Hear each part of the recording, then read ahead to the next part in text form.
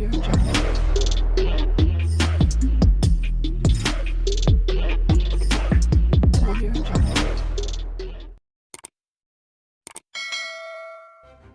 kasih kerana memilih channel ini. Sebelum kita mulakan video ini, sila pertimbangkan untuk menekan butang like, share dan subscribe dan aktifkan butang lonceng anda agar anda sentiasa mendapat info-info percuma pada setiap hari dari channel kami. Dan tinggalkan komen anda kerana komen anda amatlah dihargai.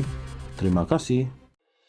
Dalam Majlis Taklimat Presiden UMNO semalam, yang sebenarnya lebih merupakan majlis solidariti kepada Najib Razak yang dipenjara atas kesalahan jenayah, pemimpin UMNO yang terlihat begitu gairah, seronok dan bersemangat memberi ucapan ialah Azalina Othman Said. Sasaran ucapannya adalah Perdana Menteri Ismail Sabri Yaakob berkaitan hal pelantikan Peguam Negara. Menurut ahli parlimen pengerang itu, sesiapa sahaja yang menjadi Perdana Menteri perlu melantik orang dia sebagai Peguam Negara untuk memudahkan urusan sebagai Perdana Menteri. Pelantikan Peguam Negara adalah atas nasihat Perdana Menteri dan Perdana Menteri harus melantik orang dia bagi jawatan tersebut untuk memudahkan segala urusan. Jika kuasa penukaran Peguam Negara di tangan Perdana Menteri, mengapa Perdana Menteri tidak menukar Peguam Negara? Saya nak tanya satu sahaja, takkan nak tukar Peguam Negara pun tak boleh? Katanya bersambut sorakan kuat daripada para hadirin.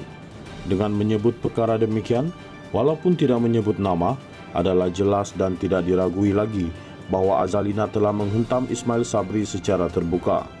Sebaik mengambil alih jawatan Perdana Menteri pada 21 Ogos 2020, selain terus mengekalkan Idrus Harun sebagai Peguam Negara, Ismail Sabri turut membuat beberapa pelantikan yang lain. Antaranya ialah Azalina sendiri dilantik sebagai penasihat khas Perdana Menteri bagi hal ehwal undang-undang dan hak asasi manusia. Berita pelantikan beliau disiarkan dalam pelbagai media pada 2 Oktober 2021, namun difahamkan Azalina menerima surat pelantikannya daripada Ismail Sabri di pejabat Perdana Menteri pada 30 September 2020. Sehingga hari ini dipercayai Azalina masih memegang jawatan tersebut kerana tidak terdengar sama sekali beliau sudah meletakkan jawatannya itu. Dengan demikian, bagaimana seorang penasihat khas Perdana Menteri boleh secara terbuka di pentas UMNO mempertikaikan dan menghentam Perdana Menteri iaitu bosnya sendiri? Mengapa beliau tergamak menggigit tangan orang yang memberinya jawatan?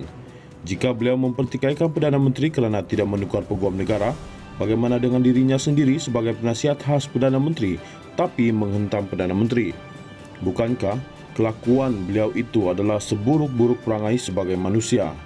Dalam pada itu, jika pertukaran Peguam Negara dipertikaikannya, pernahkah beliau sebagai penasihat khas Perdana Menteri berkaitan undang-undang menasihati Perdana Menteri untuk menukar Idrus dan melantik orang baru sebagai Peguam Negara? Jika tidak, apa kerja beliau selama ini sebagai penasihat khas kepada Perdana Menteri?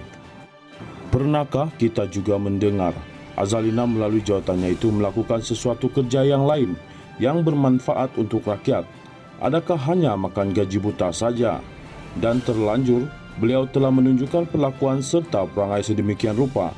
Satu saja nak tanya, bila lagi nak letak jawatan?